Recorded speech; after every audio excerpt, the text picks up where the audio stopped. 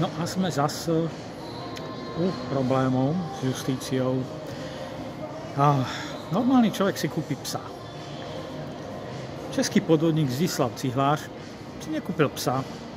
Ako dobrú investíciu spravil, že si kúpil prokurátora Barnišina. No a ten sa snažil. Za pár tisíc mu ušetril niekoľko miliónov. Šťastná to investícia. Ja byť na mieste toho prokurátora, tak vyleziem na dvorček a vpalím si guľu do palice, aby sa zo mňa celý svet nesmial ako z Barnišina. Takže navyše kontrolou veškerých písomností som zistil, že celé dlhoročné konanie s útokmi Barnišina obsahujúce totálne nezmysly je na základe irelevantných Cihlářových písomností.